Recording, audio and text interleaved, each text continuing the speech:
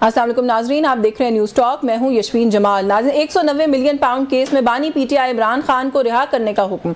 Islamabad high court के chief justice Aamir Farooq और justice Tariq Mahmood Jahangiri ने महफूज फैसला सुनाते हुए बानी पीटीआई इमरान खान की 10 लाख रुपए मचलकों के एवज जमानत मंजूर करते हुए उन्हें रिहा करने का हुक्म दे दिया है। गुज़िश्ता रोज दलाइल मुकम्मल होने के बाद इस्लामाबाद हाई कोर्ट की जानिब से फैसला महफूज किया गया था। 190 मिलियन पाउंड केस में जमानत से कबल बानी पीटीआई की इस्लामाबाद हाई कोर्ट से तोशा खाना केस, जबकि सुप्रीम कोर्ट से साइफर केस में भी जमानतें मंजूर हो चुकी हैं। लेकिन बानी पीटीआई की जेल से रिहाई के ताहाल कोई इम्कानात नजर नहीं आते, क्योंकि उन पर 200 से ज्यादा मुकदमात हैं, जिनमें दौरान इद्दत निकाह का भी एक मुकदमा शामिल है, जिसमें उनकी जमानत होना बाकी है। इस्लामाबाद हाई कोर्ट से 100 मिलियन पाउंड केस में बानी पीटीआई की जमानत का फैसला आने के बाद हुकूमती जमात के सीनियर रहनुमा सेनेटर तलाल चौधरी ने प्रेस कॉन्फ्रेंस करते हुए एक बार फिर अदलिया पर तंज के निश्तर बरसा दिए। उनका प्रेस कॉन्फ्रेंस करते हुए कहना था कि जब तक साबिक चीफ जस्टिस साकिब निसार के दौर में भर्ती होने वाले जजेस को अदलिया से फारिग नहीं किया जाएगा, तब तक हर रोज कोई नई कहानी सामने आती रहेगी। आइन के आर्टिकल 62-63 का हवाला देते हुए सेनेटर तलाल चौधरी का कहना था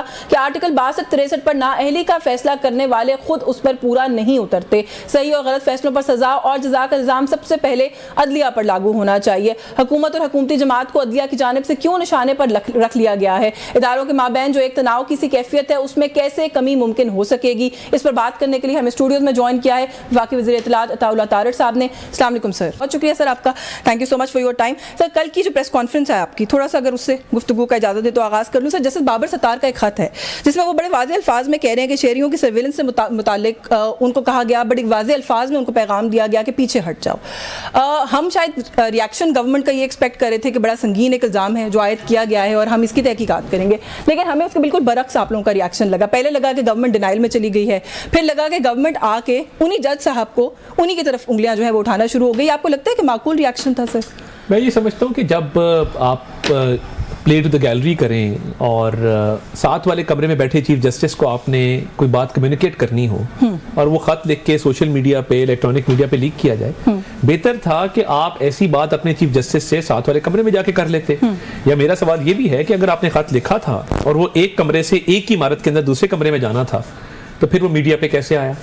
देखिए, अगर तशहीर मकसद था, प्लेइंग टू द गैलरी मकसद था, तो चले वो मकसद पूरा हो गया। मगर जब अटॉर्नी जनरल आपके पास ये पैगाम लेकर आए कि आप इसकी इन कैमरा ब्रीफिंग करें, क्योंकि रिक्वायरमेंट ये है कि इसमें कुछ हसास मामलात जो हैं वो शामिल हैं, तो आपने इन कैमरा हियरिंग के हवाले से उनको उस वक्त इनकार क्यों ना किया और तहफ़्फ़ुज़ात का इजहार क्यों ना किया? ये भी नामुनासिब है ना कि आप मौके पर रोकते नहीं हैं अटॉर्नी जनरल को जब वो पैगाम रसानी कर रहे हैं और उनके जाते ही आप एक खत लिख देते हैं। तो अटॉर्नी जनरल के साथ ये बात करने में क्या अमर माने था? तो मैं तो समझता हूँ कि ये जो मामला जिस तरफ जा रहे हैं, मुझे तो डिवीजन नजर आती है with in the judicial ranks, और ये बड़ी बदकिस्मती है कि इस तरह के लेटर्स लिखे जाते हैं, फिर उस पर सियासत का तासुर दिया जाता है। तासुर यही है कि उस पर सियासत की जा रही है। तो मैं तो ये समझता हूँ कि अगर आप इस हक में नहीं थे कि इन कैमरा ब्रीफिंग हो, आप उसी वक्त इनकार करते। तो ये अनफॉर्चुनेट है। चले आपकी बात को अगर ले लें तो आपको नहीं लगता कि तरीक़ेकार पे इख्तिलाफ किया जा सकता है? मुझे सिर्फ ये समझा दें कि उन्होंने कौन सी ऐसी बात कही है जो कि नहीं है। क्या आप लोग माजी में ये नहीं कहते रहे कि अदलिया पर दबाव डाल के मियाँ साहब के खिलाफ फैसले लिए जाते रहे? क्या अच्छा आपको भी छोड़ दें, इस मुल्क की कोई एक सियासी जमात बता दें जिसने किसी टाइम पर ये इल्ज़ाम जो है वो ये एलिगेशन ना लगाई हो? तो कोई नई बात कर रहे थे बाबर सत्तार साहब? देखिए, मैं ये समझता हूँ कि बाबर सत्तार साहब ने जो बात की कि मुझे पैगाम दिया गया कि पीछे हट जाओ, बताएं ये पैगाम किसने दिया, किसके बिहाफ पे दिया? पूछे ना सर। और क्या ये तो मैं कह रही हूँ कि तहकीकाती प्रोसेस का आगाज करें, उनसे पूछें ना। देखिए ना, दो बंदों के दरमियान एक कन्वर्सेशन है, एक अटॉर्नी जनरल है, एक जज साहब है, ठीक है। अब आप इस बात का नोटिस ले लेते हैं कि आपकी जो ग्रीन कार्ड है उस पे बात हो रही है, आपके कारोबारों पे बात हो रही है, आपकी प्रॉपर्टी पे बात हो रही है सोशल मीडिया के ऊपर। जब सोशल मीडिया के ऊपर पाकिस्तान की सालमियत पे हमले किए जाते हैं, तब आप नोटिस क्यों नहीं लेते? और देखिए, आप एक पब्लिक ऑफिस होल्ड करते हैं, आप जवाब दें at the end of the day. नहीं सर, लेकिन उनके ओहदे जो हैं उसमें उनको डिक्लेयर करनी है अपनी पर्सनल इंफॉर्मेशन, लेकिन क्या वो पब्लिक हो सकती है? देखिए, आप पॉलिटिशियन है, there is a difference. Supreme judicial council में रेफरेंस कब मूव होता है कि जब आपके एसेट बियॉन्ड मीन्स हो। आपने देखा अभी एक जज साहब ने रिजाइन किया, रिजाइन करने के बावजूद उनका रेफरेंस जो है मंतकी अंजाम तक पहुंचा, उनके एसेट बियॉन्ड मीन्स प्रूव हुए थे। तो देखिए, आप ये आपको छूट नहीं है कि आप जितनी मर्जी प्रॉपर्टी बनाएं और मुल्क से बाहर बनाएं, मुल्क के अंदर बनाएं। मैं ये समझता हूँ, देखिए, इस तनाव को कम करने की जरूरत है, मगर ये जो एक शौक नजर आता है ना हेडलाइंस में आने का, एक हीरोइज्म नजर आता है आपको, ये काम नहीं है। देखिए, आप डिप्लोमेट से मिलते हैं, आपका सोशल सर्कल बड़ा वाइड है, अब आप शादी ब्याह की तकरीबात में जाते हैं, क्या कोड ऑफ कंडक्ट इजाजत देता है इतनी सोशलाइजिंग? नहीं देता। तो मेरी गुजारिश ये है कि अगर आपको ये नागवार बात गुजरी थी, आप अटॉर्नी जनरल को उसी वक्त कह देते कि जी मुझे ये मुनासिब नहीं लगा, आपको ये पैगाम नहीं देना चाहिए। और ये रिवायत है कि attorney general as a bridge act करते हैं between the state and the judiciary, वो प्रिंसिपल लॉ ऑफिसर है मुल्क के, तो उन्होंने तो सिर्फ पैगाम रसानी की। आप लोगों को नहीं लग रहा, आप सिर्फ एक पॉइंट पर फोकस कर रहे हैं इस पूरे प्रॉब्लम के अंदर कि अटॉर्नी जनरल वाला जो मामला हुआ था वो तो ब्रॉडर इशू की तरफ इशारा नहीं कर रहे, वो तो बड़े बड़े नाम ले रहे हैं कि मुझे कॉल्स आती रही हैं, मुझे अप्रोच किया जाता रहा है, मुझे कहा जाता रहा है कि पीछे हट जाओ। It goes beyond the attorney general. ना तो कोई सबूत दिया, ना तो उसकी कोई टाइमलाइन बताई, ना तो उसकी तारीख बताई। ये अटॉर्नी जनरल वाला वाकया उसकी एक बुनियाद बनी है, जो कि मैं समझता हूँ कि इसको गलत पोर्ट्रे किया गया है। और ये खत आज क्यों ख्याल आया, बंदियाल साहब के दौर में खत क्यों ना लिखा गया? जो इंटरनल पॉलिटिक्स की मैं बात करता हूँ ना, वो सामने आती है कि कोई ग्रुपिंग नजर आ रही है, तासुर यही है कि कोई ग्रुपिंग है। तो एक आपकी चीफ जस्टिस है जिनसे रोज सुबह शाम आपकी टी ब्रेक की भी मुलाकात होती है। Why write a letter? Why write a letter and then publicize it? आप उनसे बात करें और फिर उसके बाद कहें कि जी मैंने फलां मौके पे आपसे बात की थी, आपने नोटिस नहीं लिया। पहले 6 जजेस ने खत लिखा। ये भी गले नहीं पड़ जाता वैसे? फिर कहा जाता है आपने इन राइटिंग क्यों नहीं लाया, आप कानूनदान है, रिकॉर्ड पे क्यों नहीं लाया? 6 जजेस ने खत लिखा, उसको टेक अप किया गया, वो मामला सुप्रीम कोर्ट के अंदर है। तो मैं ये समझता हूँ कि चीफ जस्टिस से कम्युनिकेशन के और भी तरीके हैं। हाँ, अगर आपने हेडलाइंस में आना है, आप तशहीर पसंद करते हैं, आप एक को पॉइंट प्रूव करना चाहते हैं, तो फिर तो चलें ठीक है, आपने ठीक किया होगा। बट अटॉर्नी जनरल से जो चैनल है, फिर उसको बंद करते कहते कि अटॉर्नी जनरल आज के बाद मुझे अप्रोच ना किया करें ऑफिशियल मामलात के लिए। अच्छा, स्टेट ने सिग्नल्स जो है ना अदलिया से वो बहुत अच्छे नहीं आ रहे हैं unfortunately after this letter also, और ये जो अभी दोबारा हुआ है इसके बाद भी, खासतौर पर इस्लामाबाद हाई कोर्ट से तो कुछ ज़्यादा ही मिक्स सिग्नल्स हम देख रहे हैं क्या आ रहे हैं। सोल्यूशन क्या है? आप देखें ना, इतने इंपॉर्टेंट इंस्टीट्यूशन को इस तरह के केओस में भी तो नहीं छोड़ सकते ना। देखिए, एक इंपॉर्टेंट इंस्टीट्यूशन है, माना जब स्टे ऑर्डर्स दिए जाते हैं 2700 अरब रुपए के टैक्स केसेस में, तो तब नोटिस क्यों नहीं दिया जाता? मेरा एक सवाल है ना, हमारी जुडिशरी दुनिया में इतनी लो रैंकिंग जुडिशरी क्यों है? पेंडेंसी अभी लाहौर हाई कोर्ट ने जो कहा कि हम इलेक्ट्रिक का अगर बाइक्स देंगे तो 1 व्हीलिंग होगी, लड़कियों के कॉलेज जाके लड़कियों को छेड़ेंगे। गजब खुदा का, आप कम से कम अवामी फलाह के प्रोजेक्ट्स में तो मत स्टे ऑर्डर्स दें। आप देखेंगे इकोनॉमिक प्रोग्रेस क्यों रुकती है? क्योंकि जुडिशियल इंटरफेरेंस होती है, स्टे ऑर्डर्स होते हैं। बाहर का इन्वेस्टर डरता है पाकिस्तान आने से कि आपकी जुडिशरी जो है वो स्टे ऑर्डर दे देती है, हमने पाकिस्तान में बिजनेस नहीं करना। देखिए, ये भी मामलात है ना, we must get our house in order. आप दूसरी तरफ आप लेटर लिख रहे हैं सिक्योरिटी इदारों के खिलाफ, तो इस पे भी लेटर लिखें किसी दिन कि मेरे पास इतने केस पेंडिंग हैं, इतने बिजनेस इन्वेस्टर्स जो हैं वो परेशान हैं, इतने टैक्स के मामलात पे हमने स्टे दिया हुआ है, और इन लाइन पे आप कह रहे हैं जुडिशरी बायस्ड है, रियल इश्यूज पर फोकस नहीं है। मैं ये नहीं कह रहा, हर जगह अच्छे बुरे लोग मौजूद हैं, मगर असल इश्यूज पे फोकस इसलिए नहीं है कि जब ऑरेंज लाइन का स्टे दिया उसकी कॉस्ट एस्केलेशन हो गई, जो अरबों रुपया उस पे इजाफी लगा बिकॉज ऑफ डिले, वो अवाम ने उसका बोझ बर्दाश्त किया। फिल्टर कैसे करेंगे? देखिए, अवामी जो फलाह के मंसूबे हैं या जो पाकिस्तान की इकोनॉमी से रिलेटेड चीजें हैं, मैं समझता हूँ उस पर तंग नजरी नहीं होनी चाहिए। उसको आप ओपन माइंड से देखें, ओपन माइंड से उसके फैसले करें।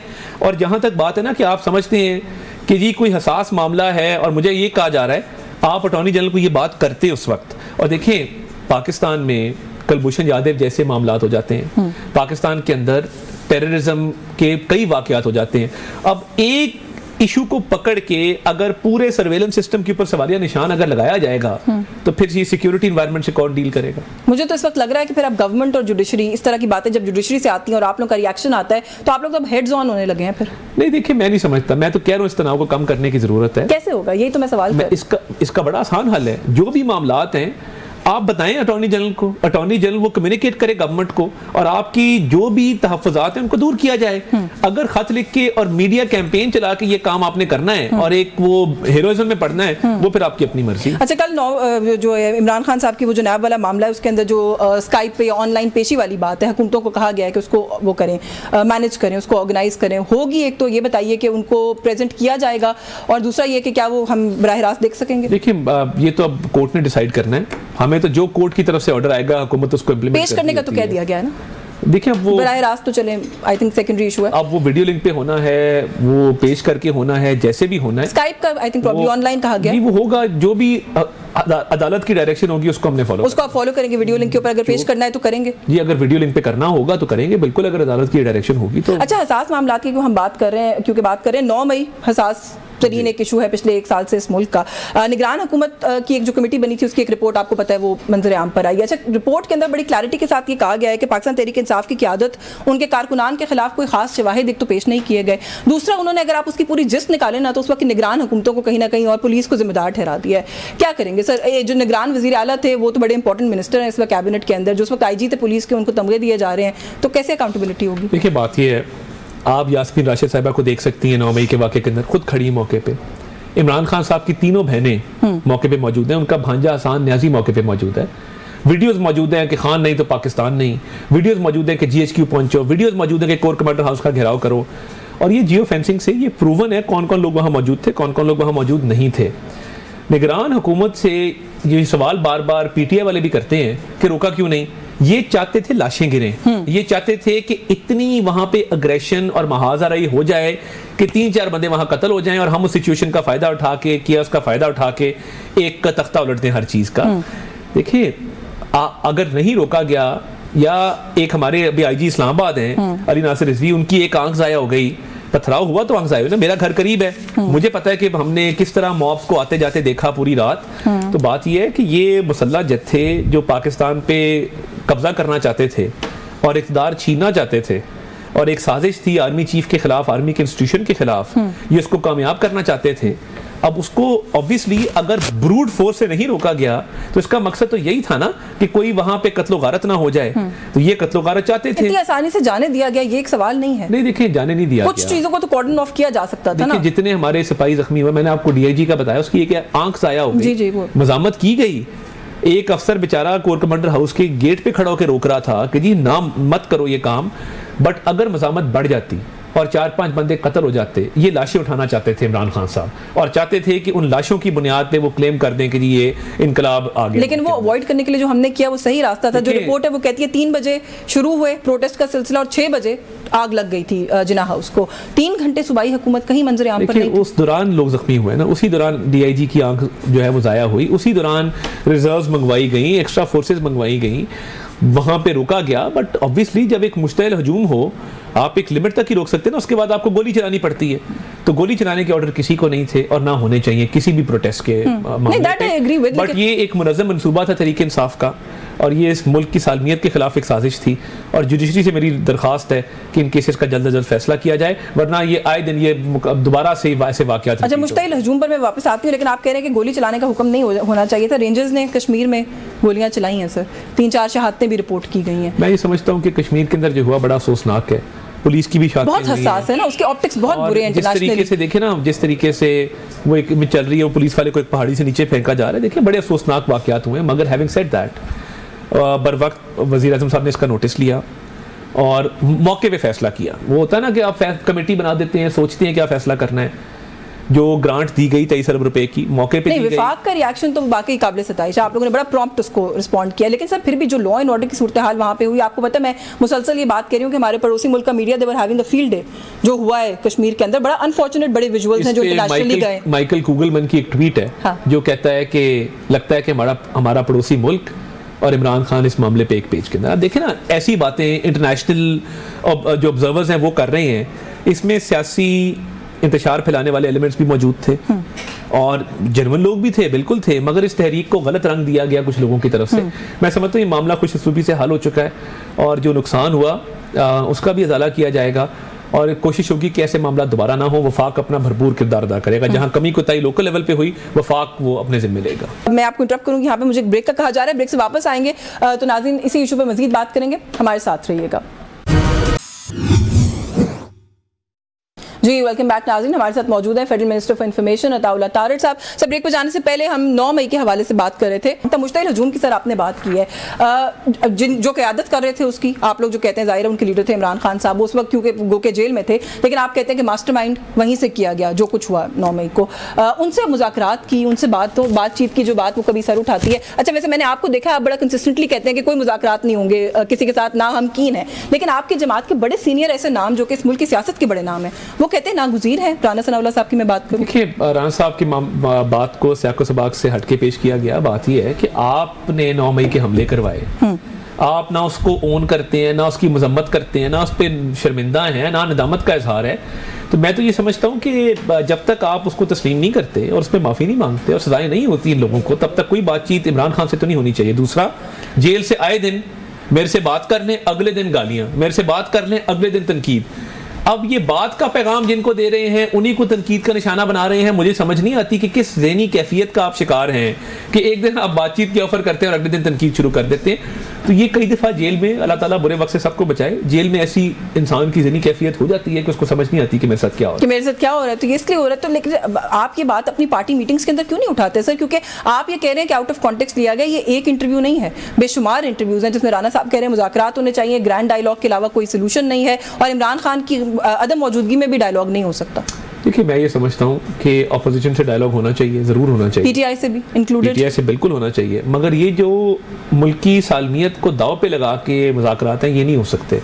9 मई का फैसला हो जाए, मुज़ाकरात कर लें, मगर ये मुल्क दुश्मन एलिमेंट्स को परवान चढ़ाना, प्रमोट करना, आपने इतना इस मुल्क में जुल्म किया कि आपने नेशनल एक्शन प्लान को साइड पे रख के दहशत गर्दों से मुज़ाकरात किए, आपने दहशत गर्दों को रिहा किया, उसके बाद जो दहशत गर्दी की लहर आई उसका जिम्मेदार कौन है? फिर 9 मई के हमले कर दिए। तो देखिए, इन चीज़ों का फैसला कर लें, उसके बाद मुज़ाकरात मोस्ट वेलकम।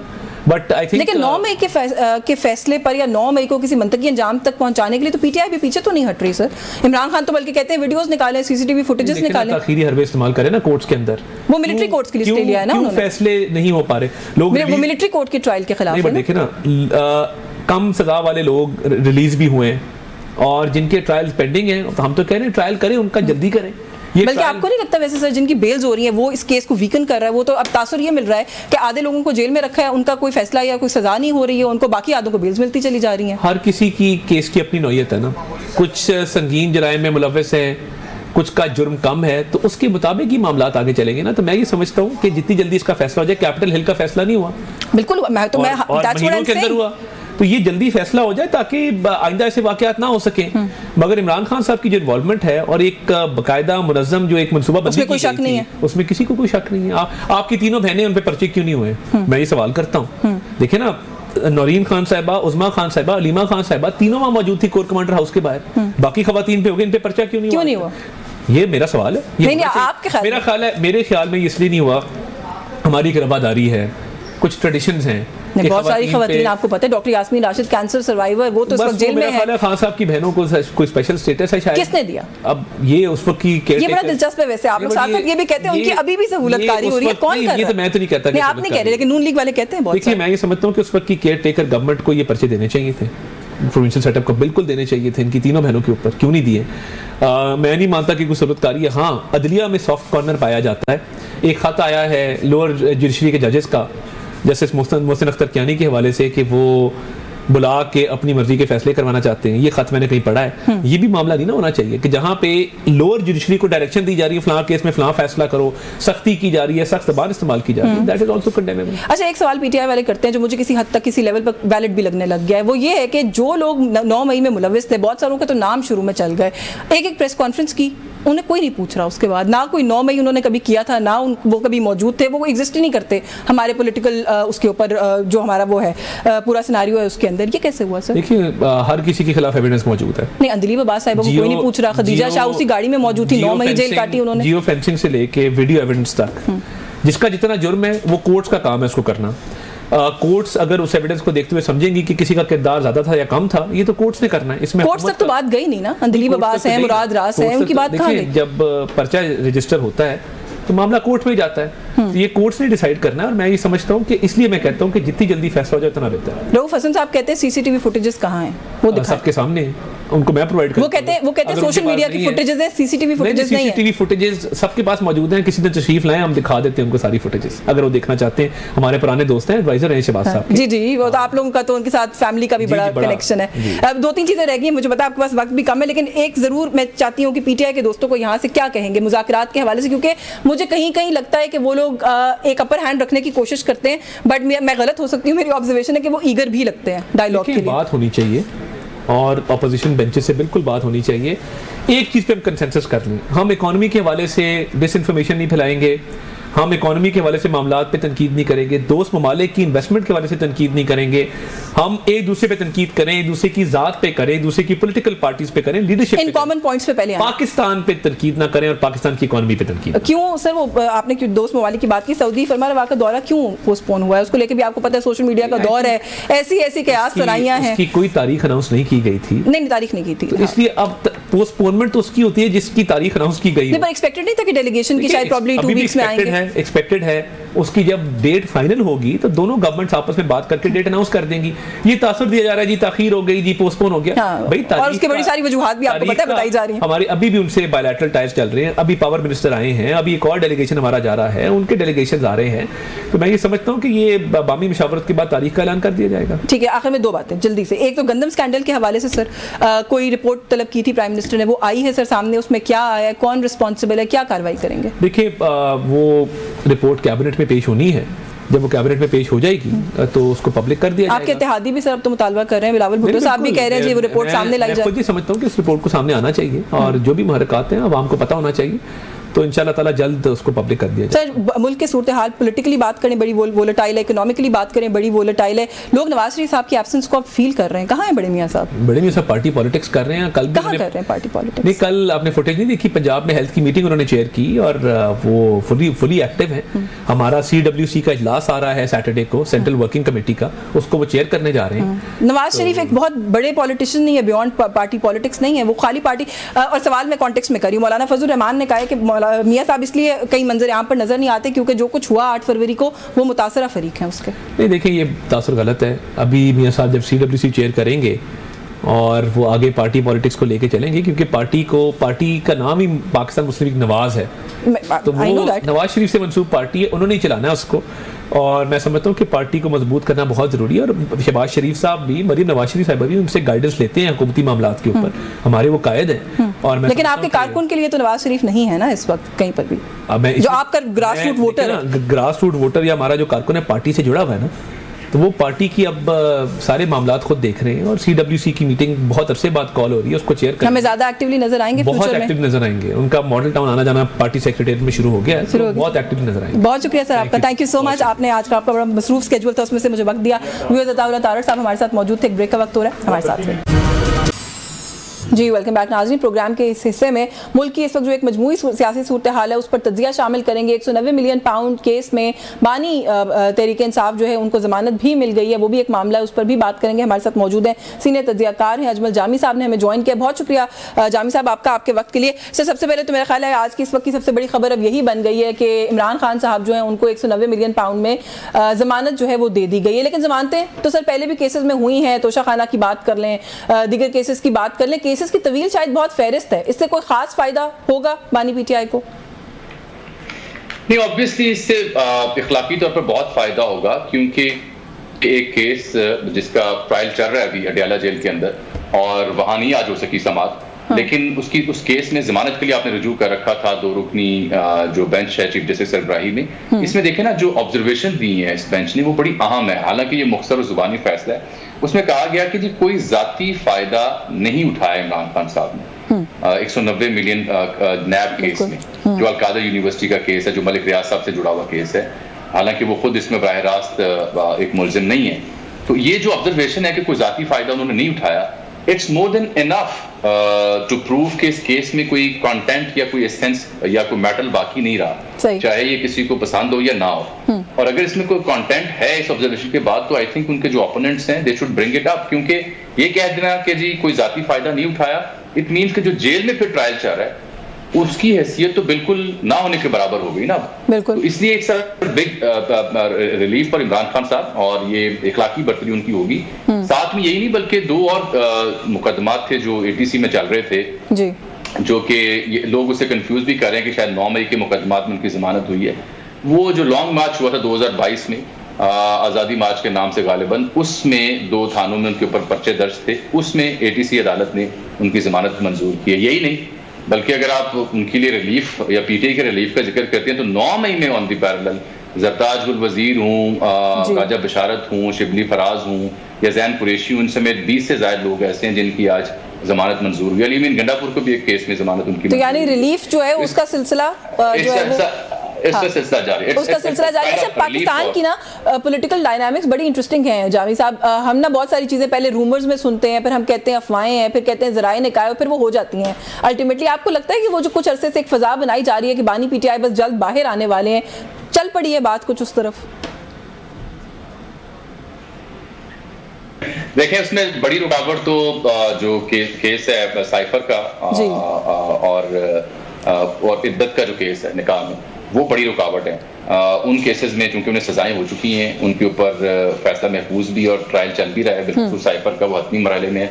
तो जब तक उनका कोई नतीजा नहीं आता, it will be too early, क्योंकि जो इसके पैरेलल हम डायनामिक्स देख रहे हैं कि हुकूमत कैसे रिएक्ट कर रही है या इस्टेब्लिशमेंट की जानिब से क्या इशारे आ रहे हैं, चाहे वो तर्जुमान पाक फौज की प्रेस कॉन्फ्रेंस हो, सिपह सलार का बयान हो, या आज फैसल वाडा साहब की स्टेटमेंट हो, या तलाल चौधरी साहब की स्टेटमेंट हो, तो हम देखते हैं कि एक तो बात ये नजर आ रही है कि शायद जुडिशरी और इस्टेब्लिशमेंट आमने सामने आ गए आज की 2 प्रेस कॉन्फ्रेंसेस के बाद और जवाब दे रहे हैं वो जय साहबान को कि अगर आपने इल्जाम लगाया तो सबूत दें, और पगड़ी अगर आप उछा रहे हैं तो हम पगड़ी का फुटबॉल बनाएंगे। तलाल चौधरी साहब ने, हाँ बिल्कुल जी, बिल्कुल आप ठीक कह रहे हैं। हम इस वक्त जो सूरत हाल देख रहे हैं वो ऐसा ही लग रहा है कि जवाब और सवाल जो है उसका सिलसिला जारी है। प्रेस कॉन्फ्रेंसेस का भी एक तवील सिलसिला है जो हम देख रहे हैं कि जारी है। इस वक्त आप हुकूमत को और अदलिया को हेड्स ऑन एक दूसरे की तरफ आता हुआ देख रहे हैं, क्योंकि जो कल की प्रेस कॉन्फ्रेंस थी अतात आरड और लॉ मिनिस्टर साहब की, वो भी आपके सामने है। आज जो फौरन फैसले के बाद हमने देखा कि तलाल चौधरी साहब आ गए, उन्होंने कहा कि साकिब निसार के भर्ती किए हुए जजेस जब तक नहीं निकलेंगे ऐसी कहानियां रोज उठेंगी। तो ये मामला कहां जाता हुआ नजर आ रहा है आपको? देखिए, जो कल की प्रेस कॉन्फ्रेंस का आपने जिक्र किया ना, वो चूंकि सिटिंग मिनिस्टर्स हैं दोनों तारड़ साहिबान, तो उनका लबो लहजा या अटॉर्नी जनरल का लबो लहजा कुछ और तरह का था। अटॉर्नी जनरल तो ये तासुब दे रहे थे ना कि मैंने ही पैगाम रसानी की थी और पाकिस्तान जैसे मुल्क में दुनिया भर में अहम पैगाम रसानी होती है, ये तासुब था। और तारड़ साहब हूँ, दोनों उनका भी लबो लहजा थोड़ा यानी कंट्रोल था विद इन द आजम तारड़ साहब तो वैसे मुझे थोड़े एग्रेसिव लगे अपने जो उनका अपना एक नेचर होता है उसके। मैंने ये जुमला इसलिए अर्ज किया कि वो कंट्रोल्ड और बेहतर था कि आज की दो प्रेस कॉन्फ्रेंसेस की ना, तलाल चौधरी साहब की और फैसल वाडा साहब की, उन 2 प्रेस कॉन्फ्रेंसेस के मुकाबले में कल की सरकारी प्रेस कॉन्फ्रेंस की कोई हैसियत नहीं है, क्योंकि आज तो खुल के जय साहिबान के नाम लेके उनके ऊपर इल्जाम लगाया गया, उनकी दोहरी शरीयत का जिक्र किया गया, उन्हें कहा गया कि अगर आपके पास कुछ सबूत है तो वो लेके आए, और इस तरह से अगर आप पगड़ी उछालेंगे तो आपकी पगड़ी का फुटबॉल बना देंगे। और तलाल चौधरी साहब तो जस्टिस जो मुजाहिर अकबर नकवी से लेके जस्टिस साकिब निसार से लेके तो लंबी चौड़ी कहानी बयान कर रहे थे। तो इट स्पीक्स वॉल्यूम की गवर्नमेंट इन पार की इंटेंशंस क्या हैं, और ऑब्वियसली जो मुक्तदरा इस वक्त उनके साथ है उसकी इंटेंशंस क्या हैं। कल अगर हुकूमत ने अपना जो मुद्दा था, माफी ज़मीर था, वो बयान किया, तो आज की 2 प्रेस कॉन्फ्रेंसेस में बड़ी सादा सी बात है कि मुझे लग रहा है कि ये तो मुक्तदरा का जो बयान था या उनका जो रद्दमल हो सकता था उसका इजहार हुआ है। तो ये तो एक कुलयन की जानिब हम जा रहे हैं, और इसमें फर्दर अनरेस्ट और फर्दर जो स्प्लिट है वो मुझे दिखाई दे रही है, और इससे ऑब्वियसली मुआशरी तकसीम होगा, सियासी अदम इस्तेहकाम आएगा। अच्छा, और इस बीच में जब हम प्रेस कॉन्फ्रेंसेस की क्योंकि बात करें, मौलाना फजल रहमान भी आज बोले हैं, वो कहते हैं जी फिलफौर हुकूमत मुस्ताफी हो, असर नो इंतखाबात इस मुल्क में जो है वो कराए जाएं, और वो कहते हैं जी फौज जो है वो इलेक्शन से दूर रहे। तो ये भी अब एक मैसेजिंग है। मौलाना बार बार सड़कों पे निकलने की भी बात करें, स्ट्रीट पावर मौलाना के पास है। मौलाना की अहमियत इसलिए बहुत संजीदा है कि कराची सिंध में जब पीटीआई जलसा करना चाहती है तो उन्हें इजाजत नहीं दी जाती, और वो जलसा नहीं कर पाते, लेकिन मौलाना वहां बगैर इजाजत के जलसा कर सकते हैं। उनके पास जो मैसेज हैं, जो पावर है, वो बड़ी स्ट्रॉन्ग है, चाहे वो उनके मजहबी तबका है फिक्र की हो, मदरसे के बच्चों की हो, या नौजवान की हो, या उनकी अपनी तहरीक के लोगों की हो, सो दे डोंट माइंड।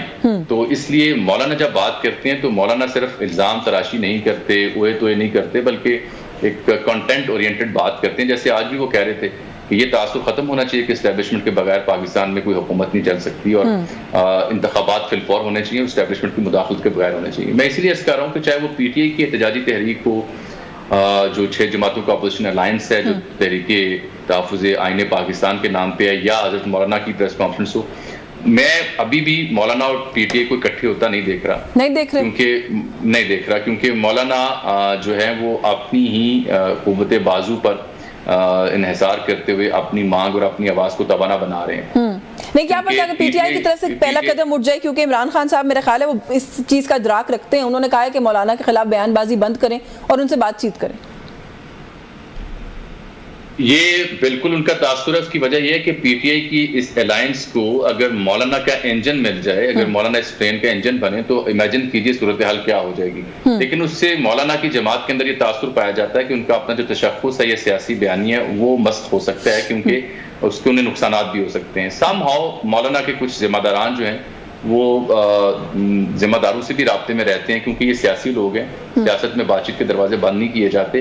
अभी मौलाना फिलहाल अपने जाती तशख्खुस के साथ ही दबाव बढ़ाएंगे और पीटीआई की कही हुई बात की निस्बत जब मौलाना ये कहते हैं धांधली की हुकूमत है या इन्हें मुस्ताफी होना चाहिए, तो उसका असर ज्यादा इसलिए है कि मौलाना खुद पीडीएम का हिस्सा रहे हैं। तो अगर उनका हिस्सा रहने वाला कोई शख्स और जिम्मेदार और सीजन पॉलिटिशियन ये बात करेगा तो उसमें ज्यादा दमखम या उसकी ज्यादा अहमियत होगी इसकी निस्बत के पीटीआई बात करेगी। पीटीआई तो 2018-14 उससे पहले भी हमेशा धांधली की बात करती है ये, और उनका ये मौकिफ रहा है। लेकिन इमरान खान साहब को जो रिलीफ मिल रहा है, जिस तरह से एजिटेशन पीटीआई के सामने आ रही है या मौलाना के सामने आ रही है, उससे एक आम फहम सी बात ये लगती है कि probably government in power is unable to tackle this all. लोगों को वो इंगेज करने में भी नाकाम है, और जो अदलिया एस्टेब्लिशमेंट का कोलिजन है उसमें भी कोई मीनिंगफुल किरदार अभी तक वो अदा करने में बज़ाहिर नाकाम नजर आ रहे हैं। शायद कुछ दिनों में बेहतरी हो, और साथ ये भी नजर आ रहा है कि इदारों में डिवीजन किस हद तक खौफनाक है कि जुडिशरी में आप देखें क्या कुछ नहीं हो रहा। बिल्कुल, सूरत हाल तो जिस तरह आप बता रहे हैं वो डेफिनेटली बहुत ब्लीक है। पॉलिटिकल प्लेयर्स के अगर हम विज़वी बात करें